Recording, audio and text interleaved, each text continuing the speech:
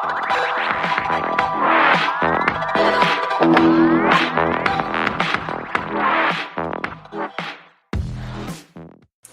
sure some of you are thinking, why does this lady want to talk about algae? Ew. But I'm not talking about the pond scum that ruined your beautiful homemade pond. And I'm not talking about that gross, ugly stuff that grew underneath your deck and rotted the wood. Nope, I want to talk about algae in the aquariums. Specifically, macroalgae. Because you see, when most people think about algae, even in the aquariums, they're thinking about the bad algae, the nuisance algae that plague their tanks and just take over and make everything miserable, cover their coral. It is gross. But what they're thinking of are microalgae. Microalgae are teeny tiny spores and types of algae that are so small you need a microscope to see them. Unfortunately, the little can chain together, link together, grow together, and they form into chained pieces that are your nuisance algae. Any dinoflagellates, diatoms, even cyano, which is actually a bacteria, is equivalent to microalgae because they both produce their own food through either hydrogen production or photosynthesis. Macroalgae, on the other hand, are the large, chlorophyll-containing, multicellular, most of the time, photosynthetic aquatic organisms that can be seen without a microscope. We're not scientists here, so they're the big, pretty ones. They are very much like plants. In fact, they used to be deemed plants. Say what? Macros actually absorb nutrients through their cell wall, their cell membrane, versus stems and roots the way that plants do. So that's the only difference. That's why they were divided into a new category. We're not scientists. We don't really care about that. For our series, macros are the big, pretty ones and the ones that benefit the tank. And we're going to tell you why.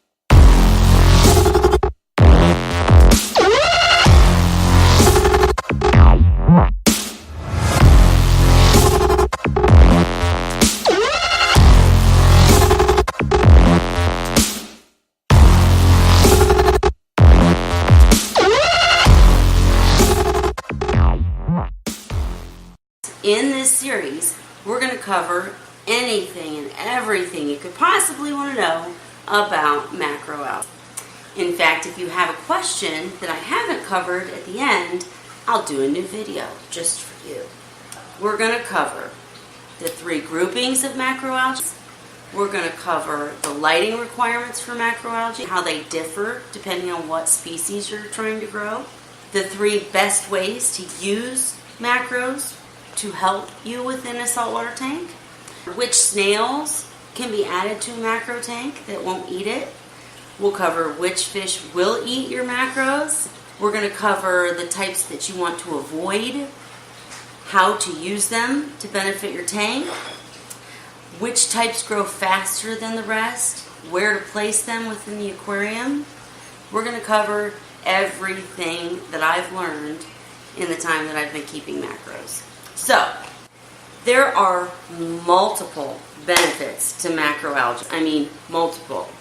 But since we've decided that we're going to do a little bit shorter videos, we're going to do each segment based on the top 3 of whatever the title of the video is.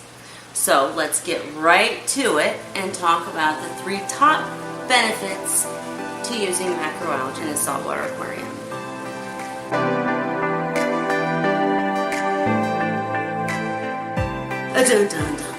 All right. So, benefit number 1 is their ability to remove all of these things that you do not want from the water. I shouldn't say removes. Macroalgae can soak up ammonia, nitrate, phosphate, heavy metals, all sorts of things that you do not want by fixing to their tissue. As they grow, they soak up more and more and more of all that extra nasty stuff, and then when you trim them, it's like literally taking a fistful of all the nasty stuff in your tank and throwing it in the trash. Great feeling. Amazing feeling. Let me tell you. If you've ever dealt with nuisance algae in the tank and you just absolutely hate it, you cannot imagine the pleasure knowing that you can literally take all of it in your hands and throw it away by trimming some macros. The bottom line is, with all of the extra organics in a closed system aquarium, you're going to grow something. So, earlier we discussed the difference between micro and macroalgae. Micro are the small, teeny tiny algae that you can't really see until it's too late and they form together, and then they're all over everywhere and you can't get rid of them. Macros are the large, pretty plant-like algae that can make your tank look even prettier or be kept in a sump out of the way. So,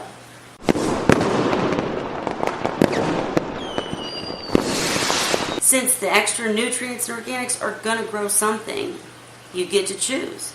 Do you want the nasty stuff on your glass and all over your rocks? Or do you want some pretty plants? I mean, seems pretty simple to me, right?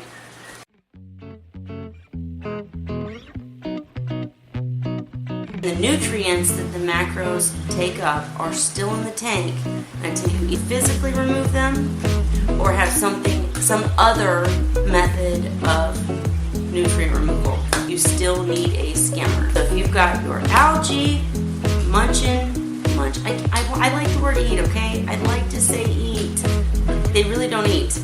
I have to keep saying that because somebody makes fun of me. But anyways, if you've got your macros, taking up, trimming it, tossing it, and then your skimmer will take up your organic phosphate.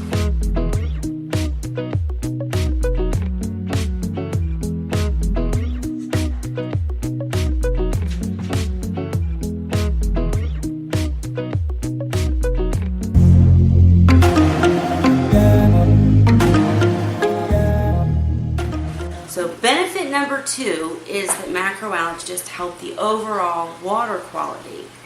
They actually have 2 processes that they go through.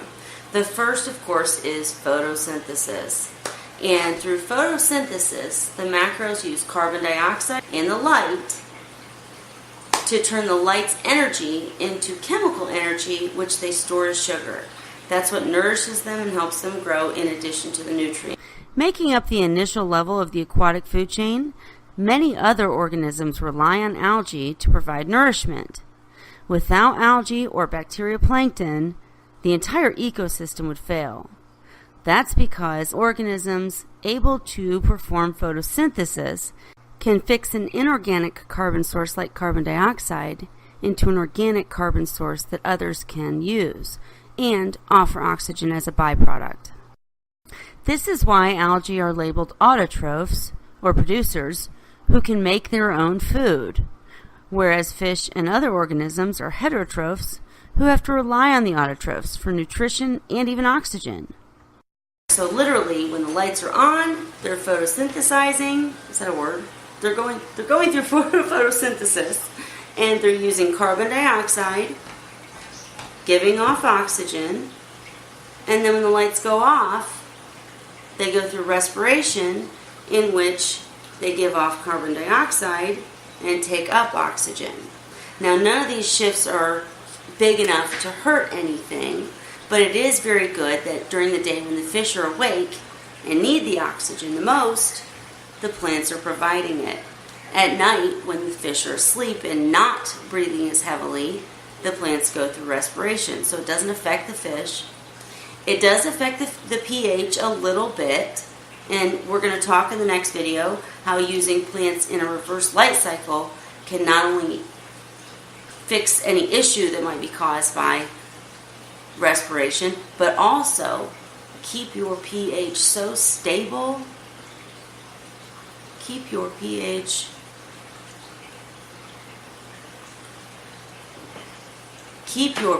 so stable, it'd be like, I don't know, what's a good metaphor? It'd be like bouncing a ball off wood. It'd be like, what's stable? It'd be like,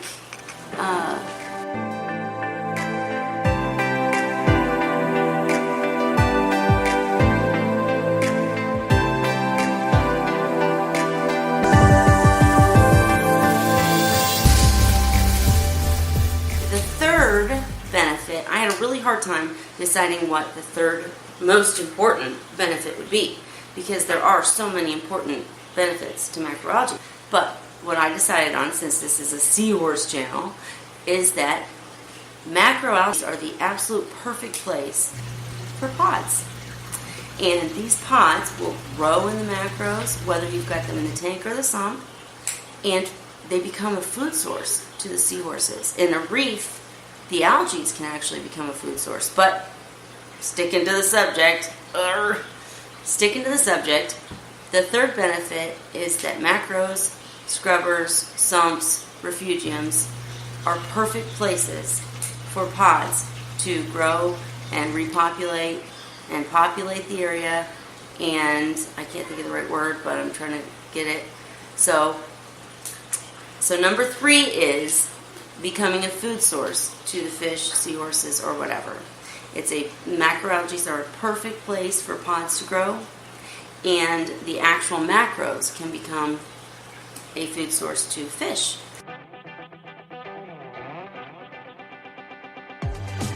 This is Mojo. Mojo gets a close-up in my video because he is the most awesome fish ever. But what Mojo is showing us today is how much he enjoys his nori. Nori is, of course, seaweed, which is algae. Many people will actually grow macros just to feed to fish. I'm thinking he enjoys it.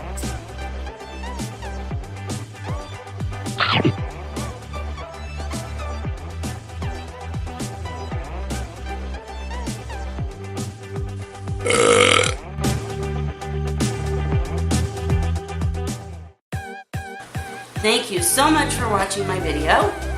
Make sure you subscribe, and if you click the notification button, you will not miss the next episode in the macro series. Actually, I'm not even going to tell you, because you need to click the subscription and you need to click the notifications, and it'll be a surprise. It's going to be good though, I promise.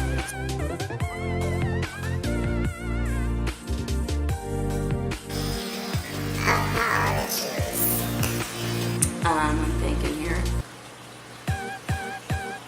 You're making me crazy going. I can't post that. No, I can't post that. Like plants.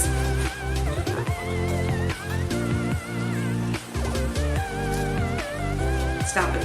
And that's a big problem because we cannot test for organic phosphate. So, some people will have macroalgae in their tank and they will test for phosphate and get a 0 reading and think that they are doing splendidly. They're not.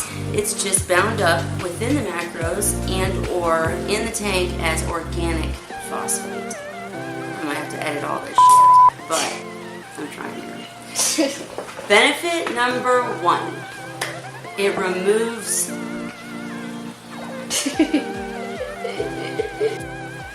as the macro grows, as long as you give it the right light, I'm sorry. As the macro grows, since we're not scientists, we can't understand all of the complex. I can't think of the word even.